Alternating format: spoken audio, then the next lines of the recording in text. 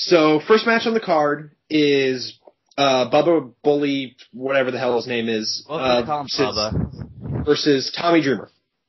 Bubba comes out, and he immediately, because we can't have an instance in TNA without talking, begins cutting a promo in the middle of the ring before the match starts. Mm-hmm.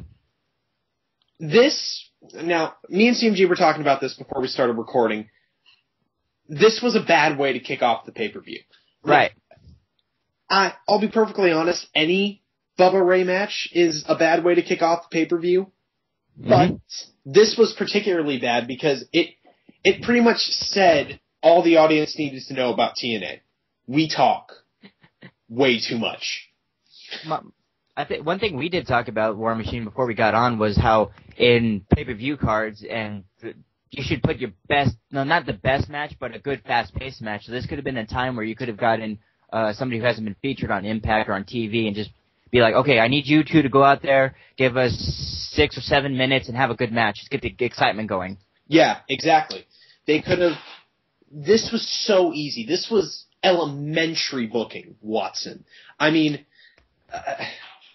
they could have put the Beer Money Inc. tag match first. Mm-hmm.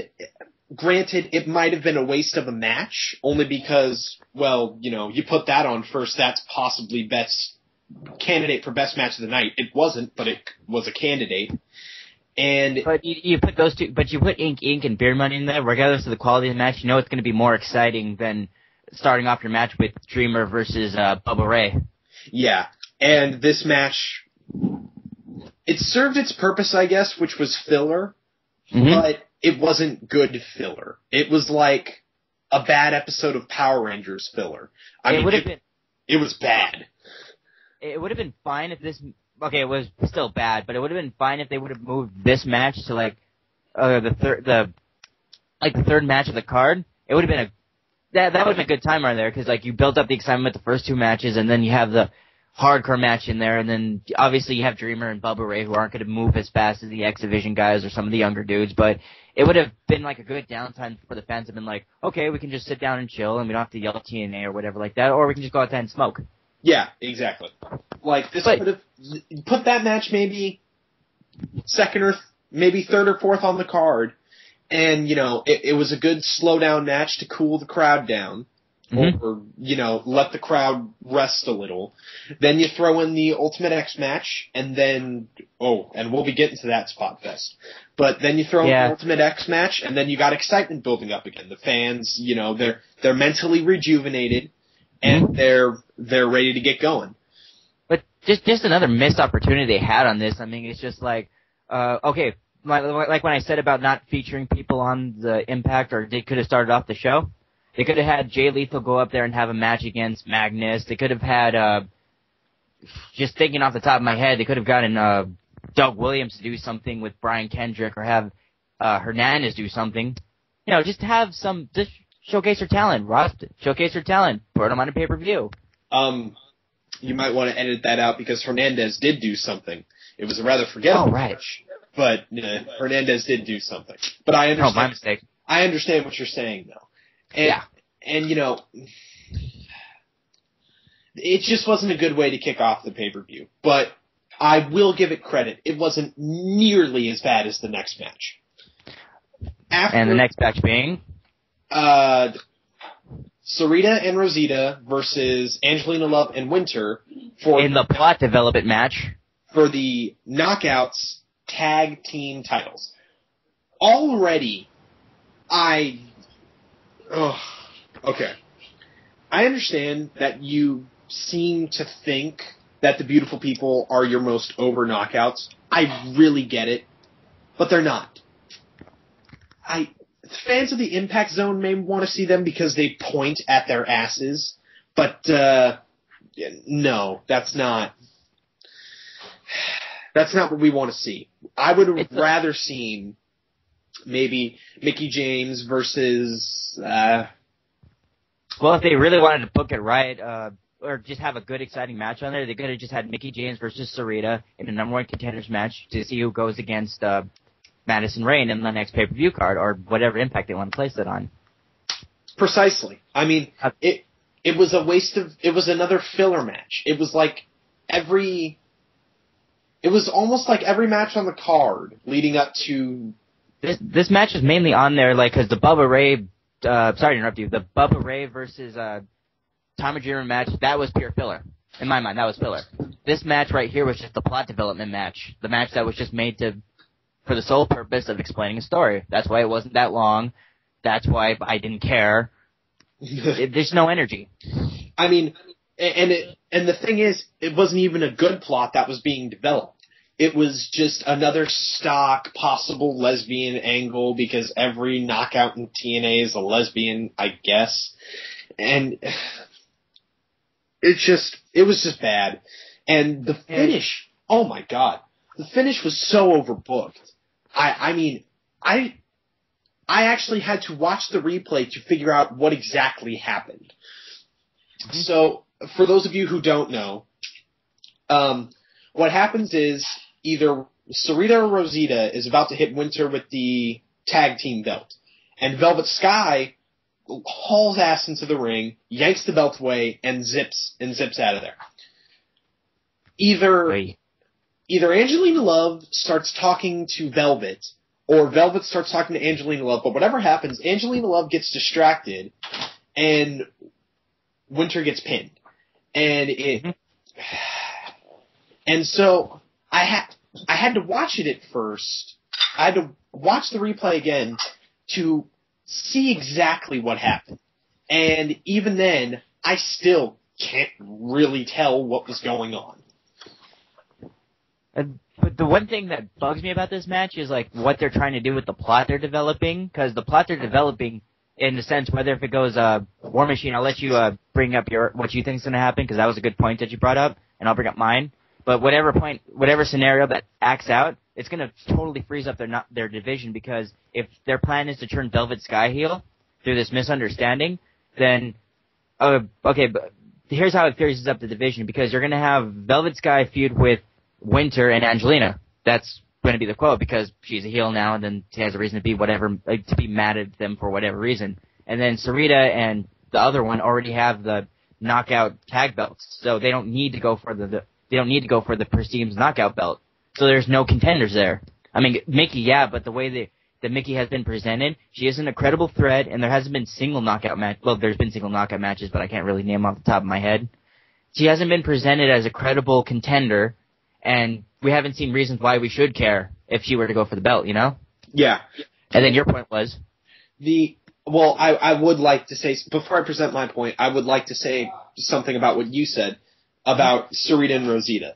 Yeah. They could have one of them go after the Knockouts belt, but the thing is, you would then have to turn you would either have to turn Madison Rayne face or Sarita face. And to me, Sarita's the only one that could probably turn face without too much head scratching. But if you try to turn Madison Rayne face, that's just not going to work. It isn't going to work if they try to turn her face. And so, if they wanted to, they could, but they're probably not going to. But my point was,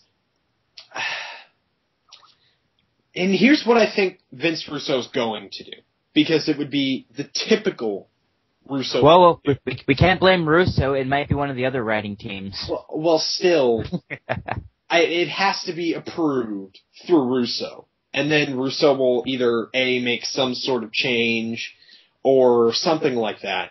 But in the end, we can blame it on another writing team, but it's always easier to blame it on Russo. Yeah. And so here's what I think is going to happen. Velvet is going to get into the ring, apologize to them, sincerely apologize for what happened. She truly did not mean to have what happened happen. They'll come out, they'll celebrate, they'll hug, they'll do whatever, and then Winter... Hot oil rub? And then Winter and Angelina will then turn heel on Velvet. Why? Well, it would be a decent swerve. Ugh, God. I mean, that would be Russo's thought behind it, that it would be a decent swerve. And it wouldn't be, because it wouldn't make any sense. Two people who are clearly being presented as the faces of this feud suddenly, like you're going to catch a case of whiplash, turn heel, it would make no sense. But chances are that's what's going to happen. Because somehow, in the grand scheme of things, we don't get it as fans, but they do. Mm-hmm. And because we don't get it, we're not worthy enough to criticize the product. Hey, it's shades of gray, man. Shades of gray. Anyway, next waste of time. Oh, it was, if I remember correctly, it was Hernandez versus Matt Morgan in the first blood match.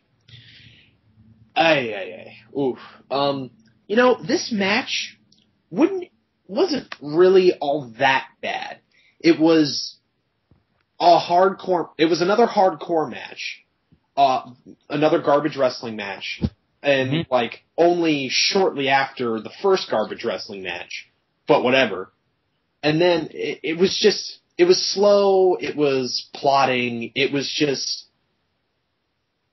Well, for it's like the first match, it wasn't very exciting.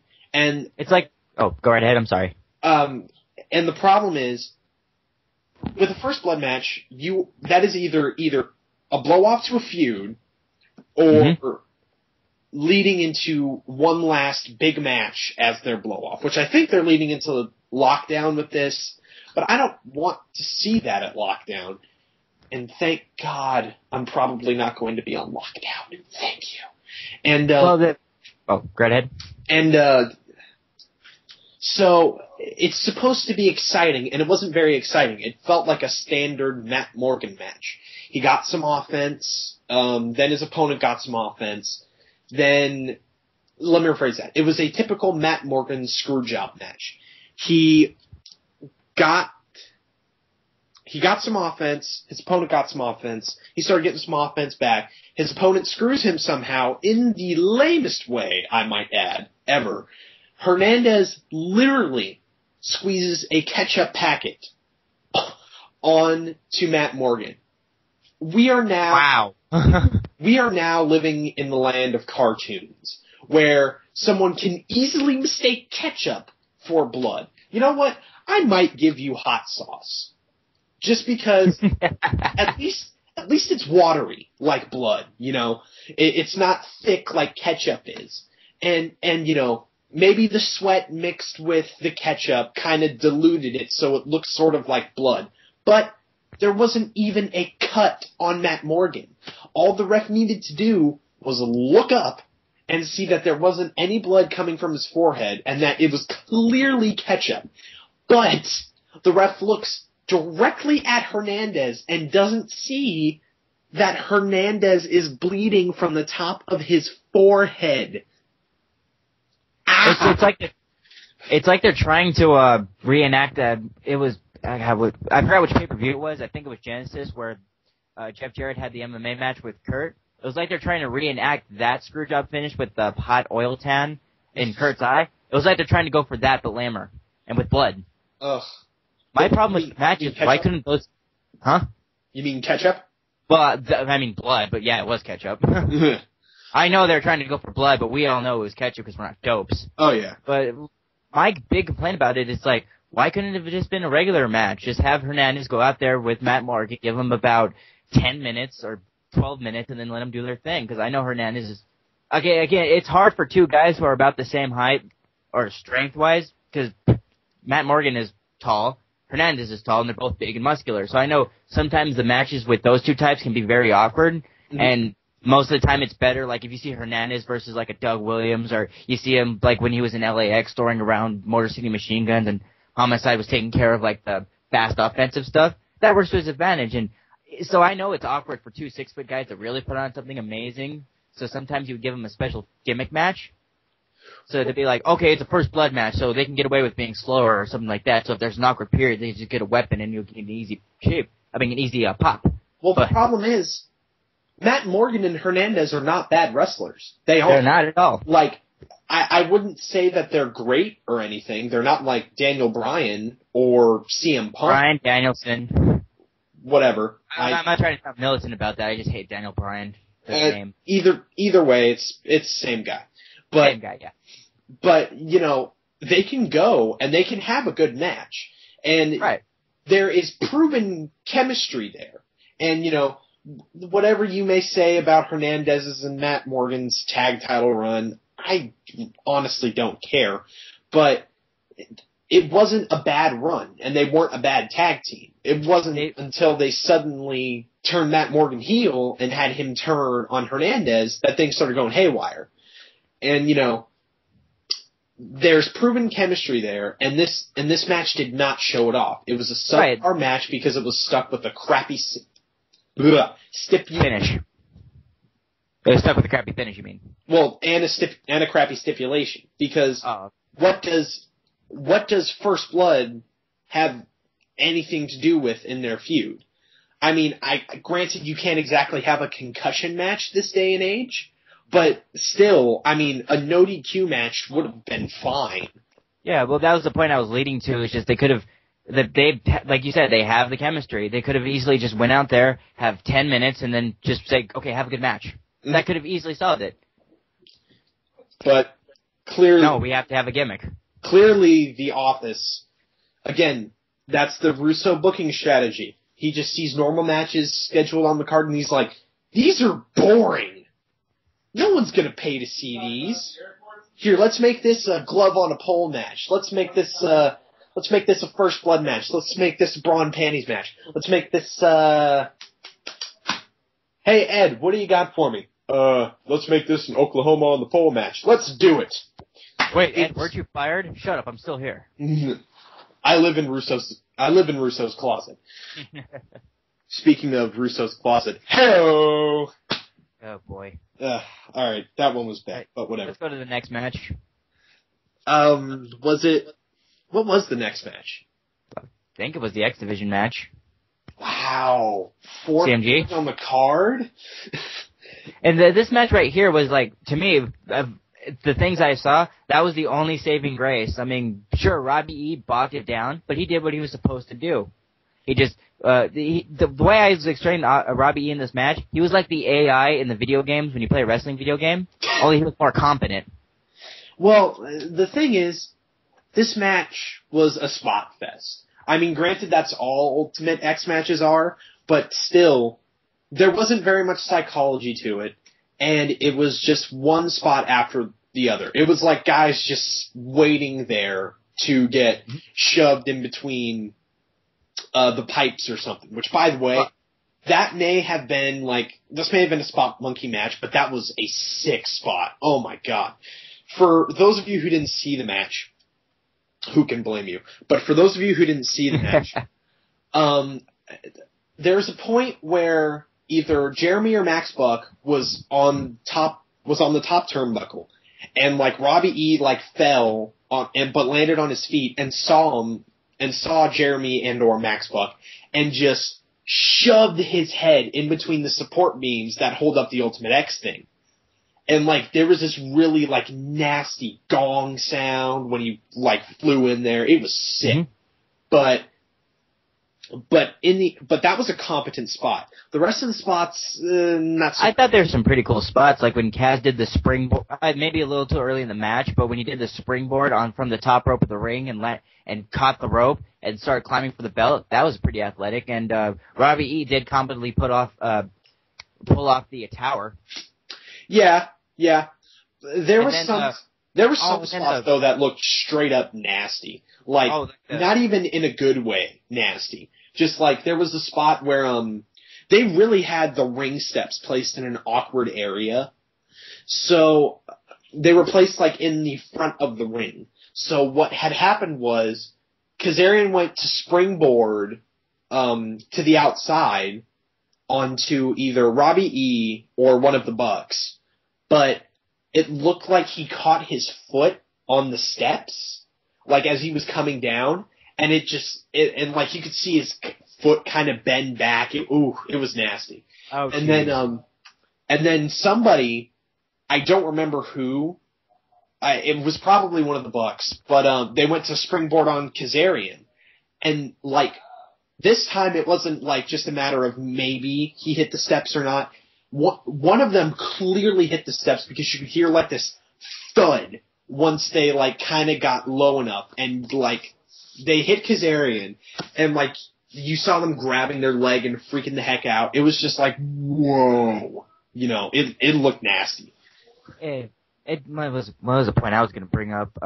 I think the reason why the match lacked psychology in a sense, like you said, and it was more spotty, was honestly, Robbie E., even though I think he served his purpose and he was not as bad as I honestly thought he was going to be in this match, if they would have had somebody that was more seasoned, that actually knows how to work Ultimate X matches or knows how to work with the Young Bucks or Kazarian, like if you would have put Chris Sabin in there, I think that match would have dramatically improved. Because Sabin knows how to work an Ultimate X match. He knows how to work with Kazarian. He's worked with the Young Bucks before, and he was a great X Division champion. I think if he was in that match, it obviously would have given him something to do since Shelley's injured, and it would have been having a guy in the match for the sake of having a good match. Mm-hmm. And, you know, I get that they had established feuds here, clearly, but honestly, why was Robbie E. in the match? No, let me rephrase that. Because it's pretty clear why Robbie E. was in the match, but I don't understand why this guy's getting such a huge push, because his wrestling... It's because they're trying to save best as they can with his gimmick.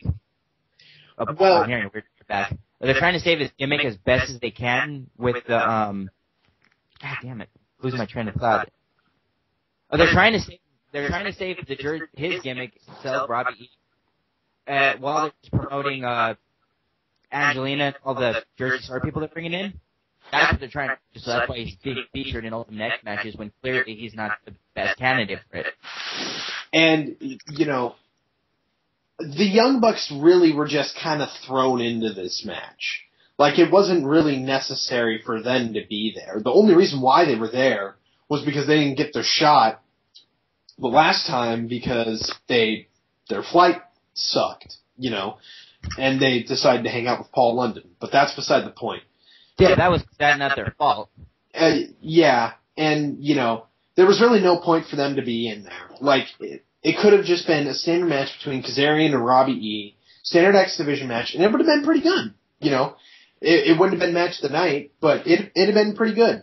And I just would have liked to see, like, with the missed opportunity, like, you get Robbie out of there. You could have had a Jay Lethal in there. Again, another guy who knows how to work with the X Division guys. You could have got in, you could have brought back, you could have paid Christopher Daniels to come back and just bring Suicide back, and that would have been amazing to have Christopher Daniels in there, even though it's a lame character like Suicide, but still. Well, the thing is, they would have tried to do the Daniels spot, and it would have been perfectly clear who it was.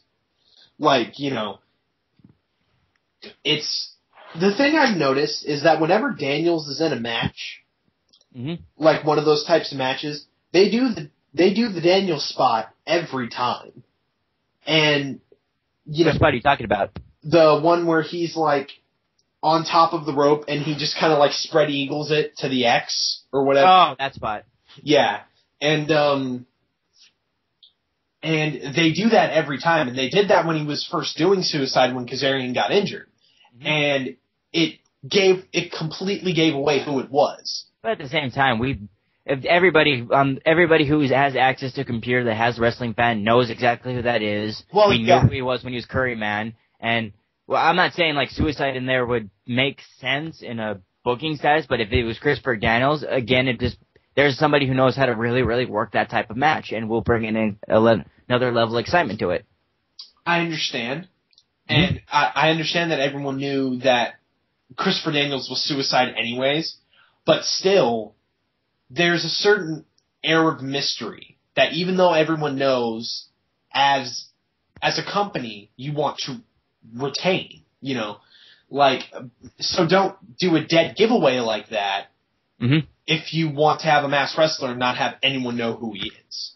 Okay, good point. But, you know, at the same time, though, if they were going over the spots in the backstage, they'd be like, all right, usually I do the thing where I jump from the top of and grab the center of it and get the belt, or try to go for it at least. I'm not going to do that in this match. Instead, I'm going to do this spot.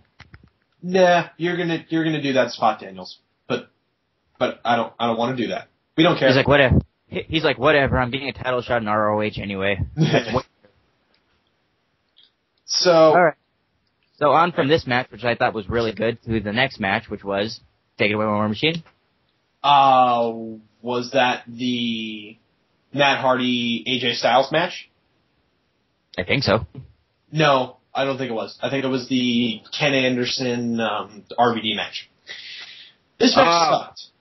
God, speaking of stupid finishes and plot points. Oh my god. Okay, so ever since Anderson lost his title in somewhat of a weird fashion, but whatever. Stupid.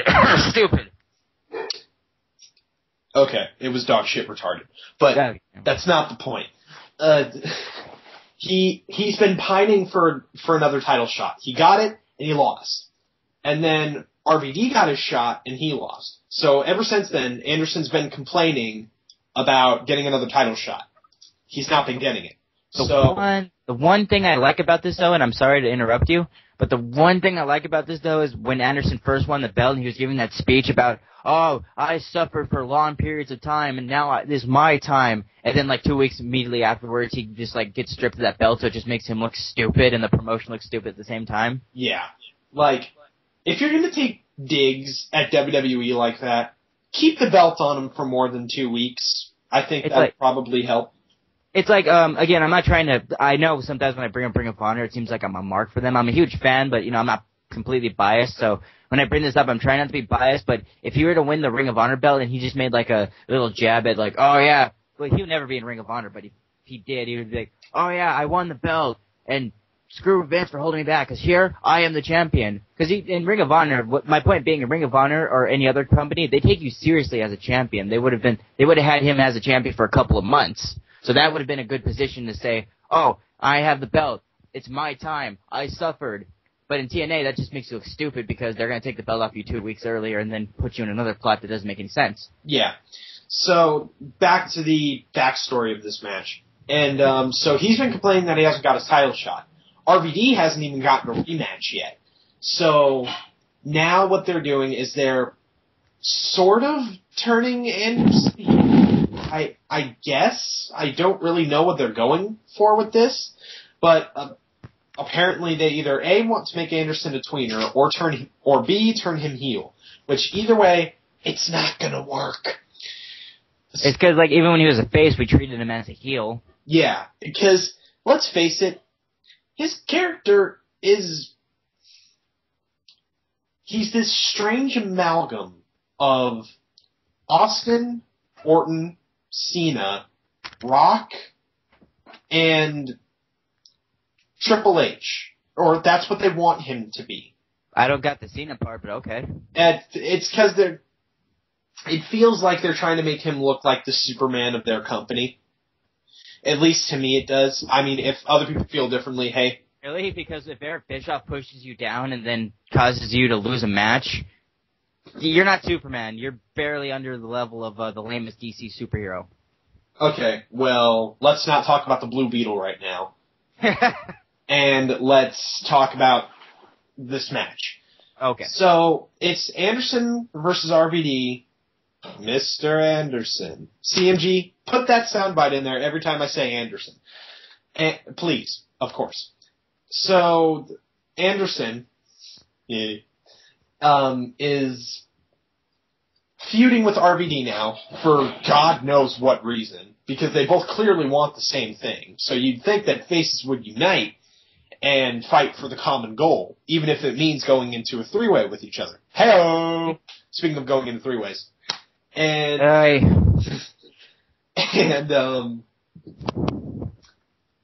so, but no, because the faces can never look strong in TNA, because, let's face it, we don't really know who the faces are. Shades of Grey. Shades of Grey. Shades of Grey. Anyways, and so they're in this match.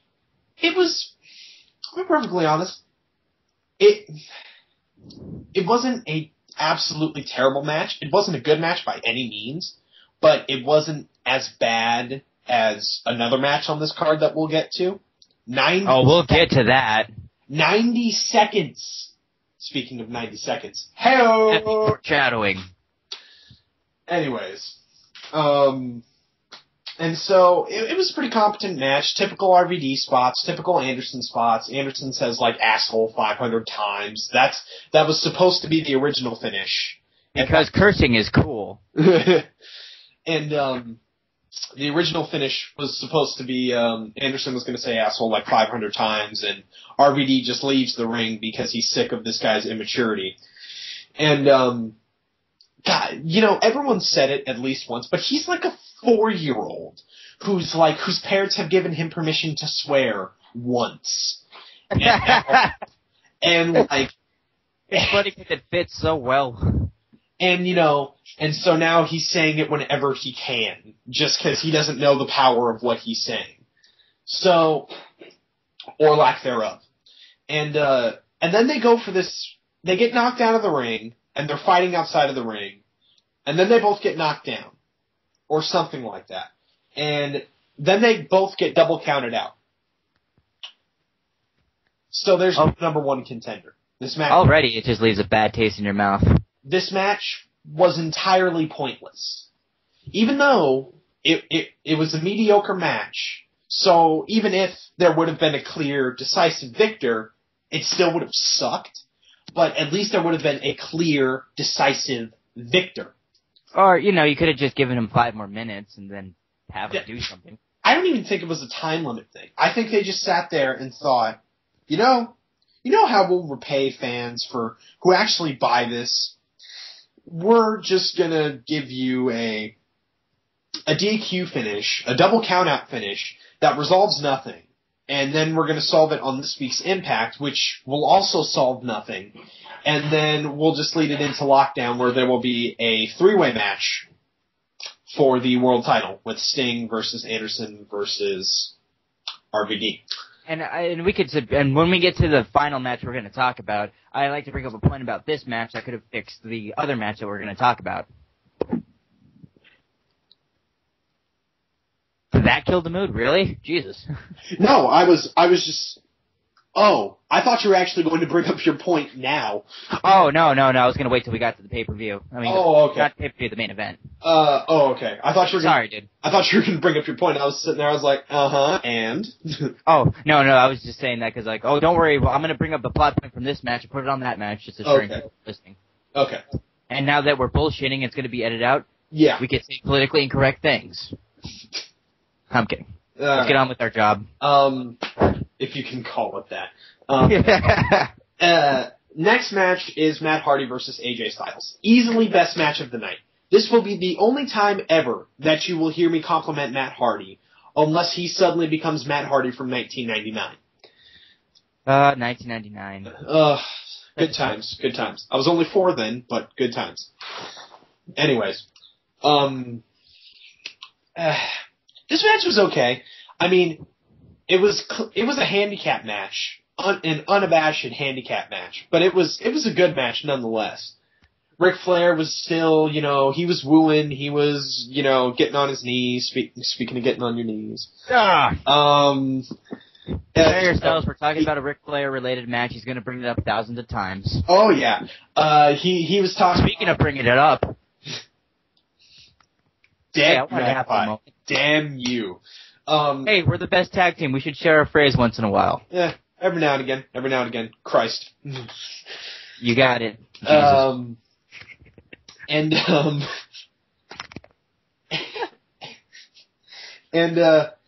Ric Flair, he essentially spent the entire match wooing.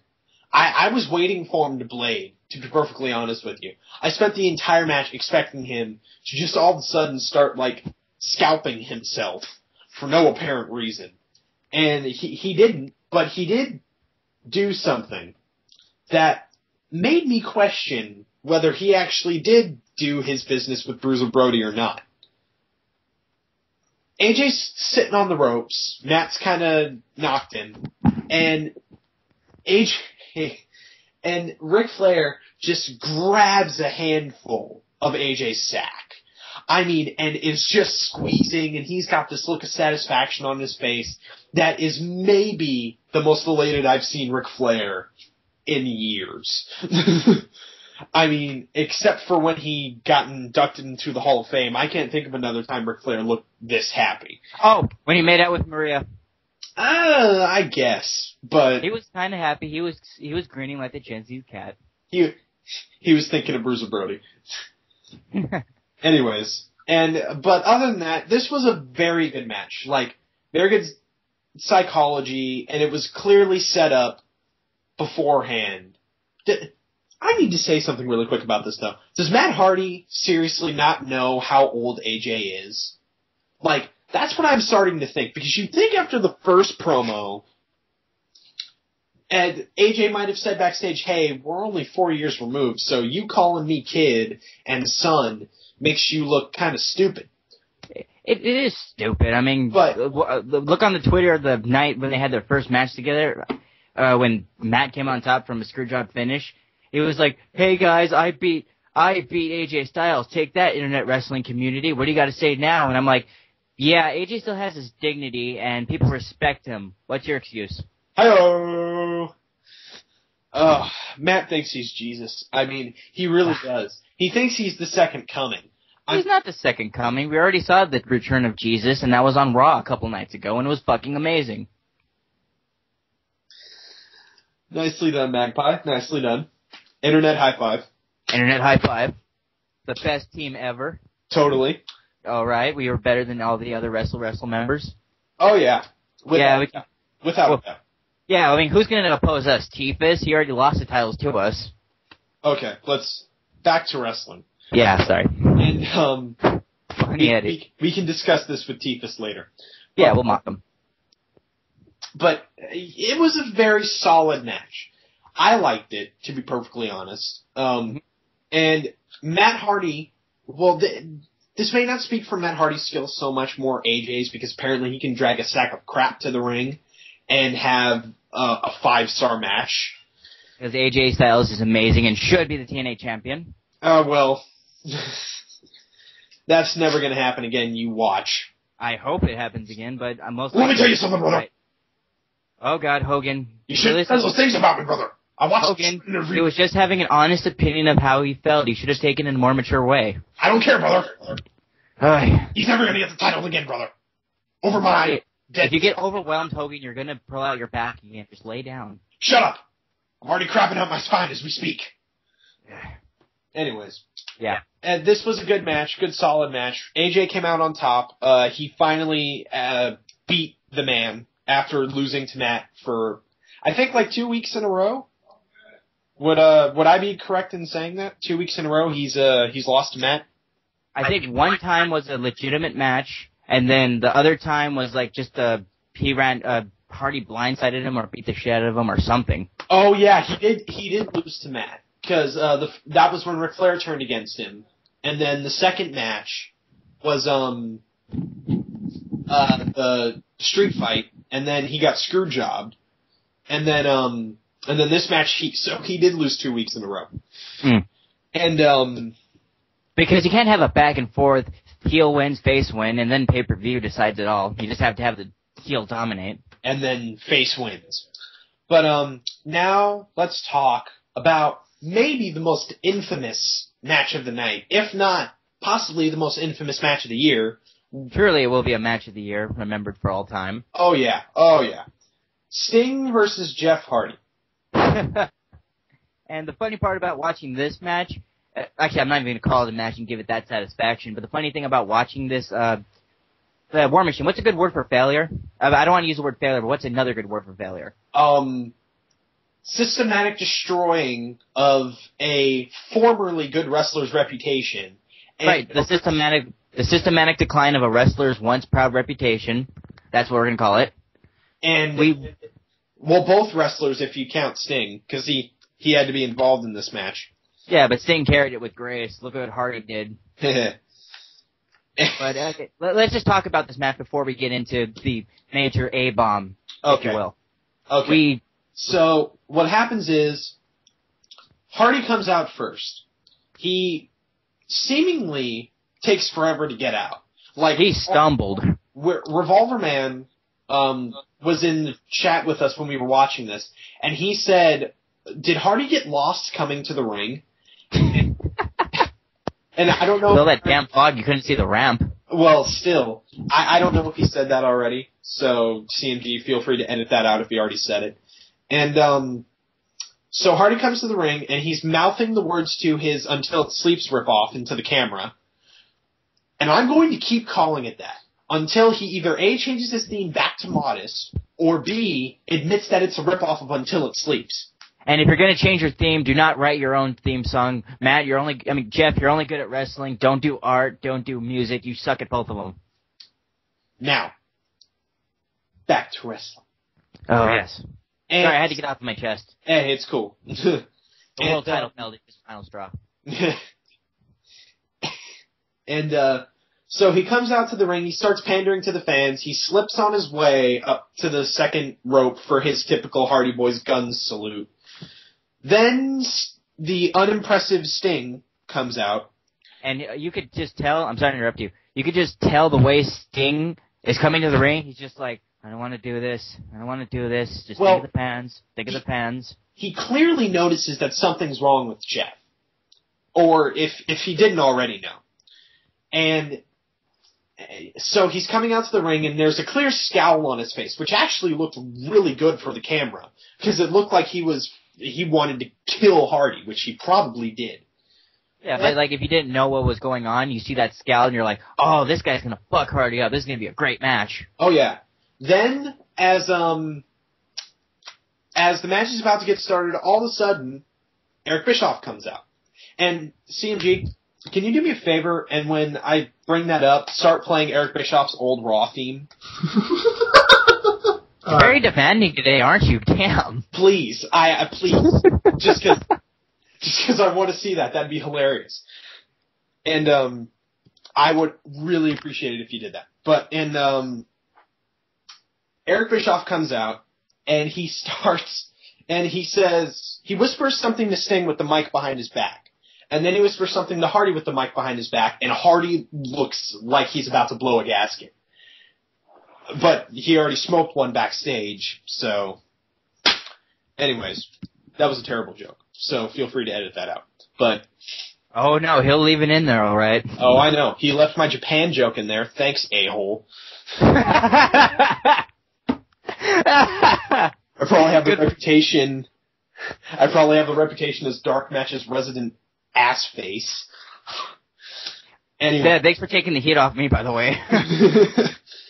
And so back to the wrestling. Eric Bischoff gets on the mic and he says, "Okay, we're gonna change the rules up a little bit, immortal style. We're gonna make this a no DQ match." And then Hardy looks astonished. If he wasn't acting, this was a brilliant piece of acting. If he was acting, this was a brilliant piece of acting. But since I know he wasn't, it wasn't such a brilliant piece of acting. Anyways. Was anything about this night really brilliant? Yeah, we'll get to our thoughts about the pay-per-view once we finish discussing this travesty. The match, the bell rings, Sting gets in 3 shots on Jeff, literally grabs his hair, puts him in the Scorpion Deathlock, drops him, or Scorpion, whatever the heck.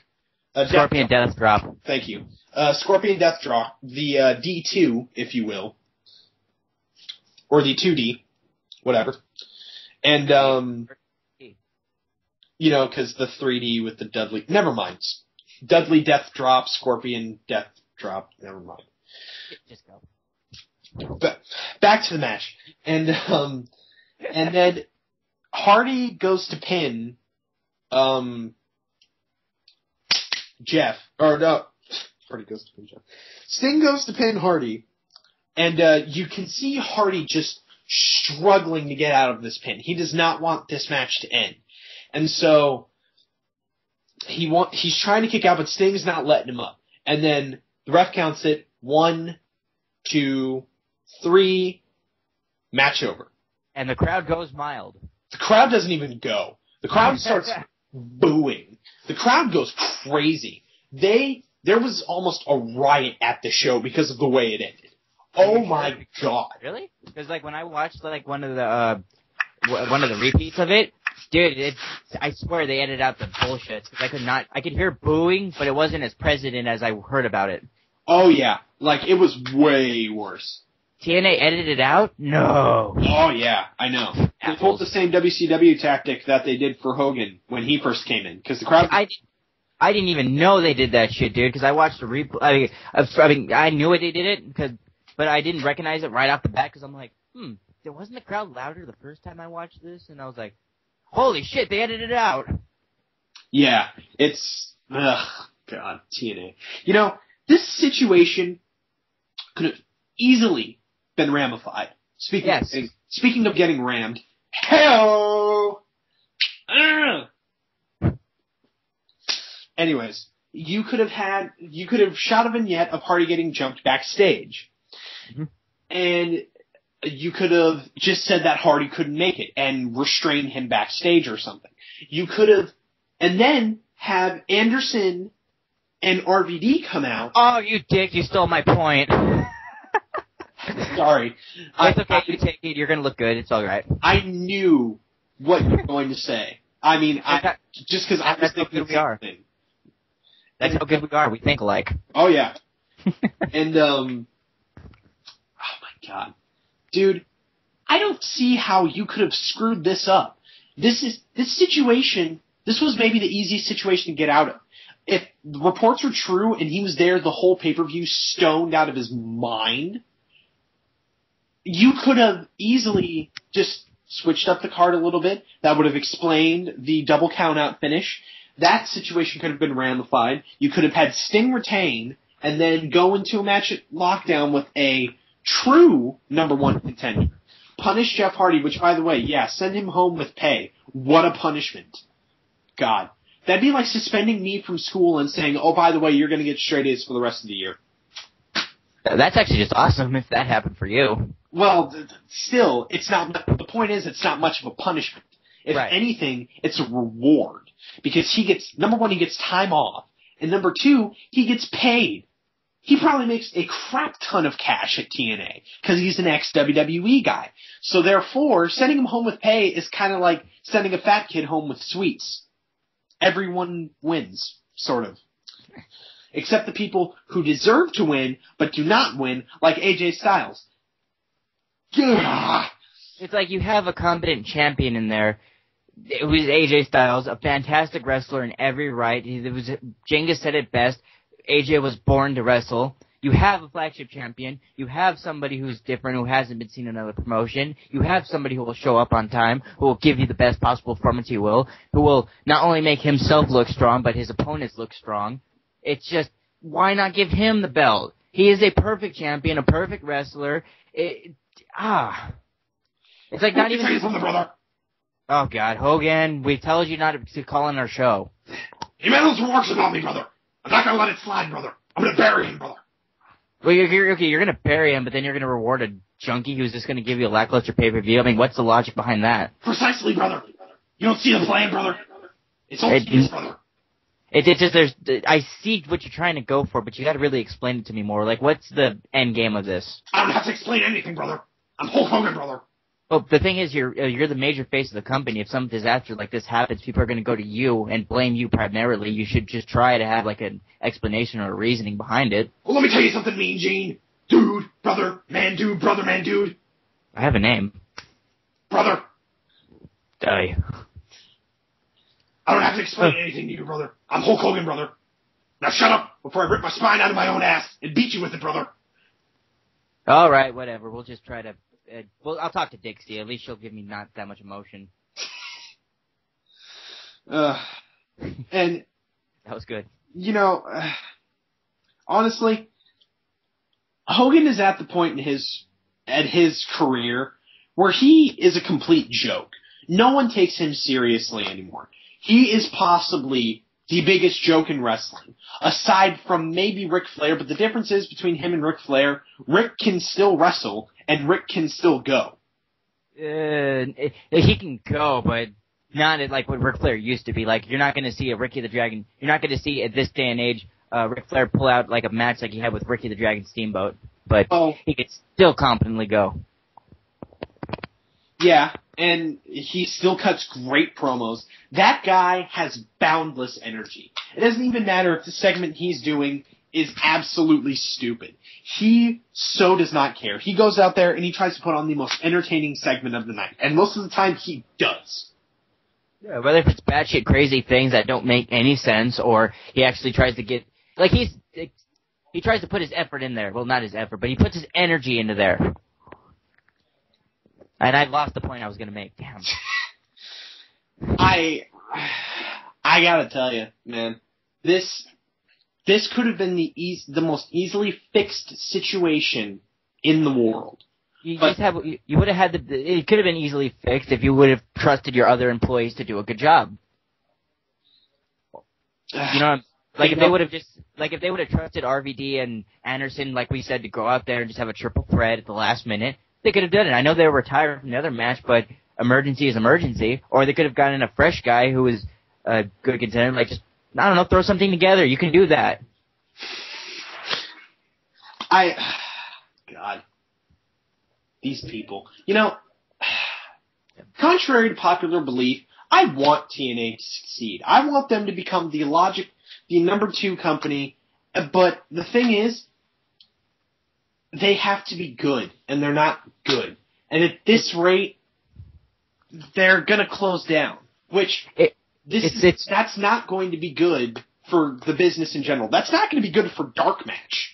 Definitely. Well, it's not good for us because we're going to lose, like, hours of material to work with, but also, it's like, we're wrestling fans. Ideologically, my best interest as a wrestling fan is for Vince Russo to succeed. I want him to think of great angles and ideas and ways to push and promote wrestlers and have them become bigger stars and uplift the TNA promotion. I want there to be another alternative to Vince's monopoly. I would love to have it to be like Monday night I watch Raw, Thursday night I watch Impact, whatever night Ring of Honor comes back on television, I want to watch them. And then on the weekends I can watch all the hours of like pay-per-views. For me as a wrestling fan, that'd be amazing.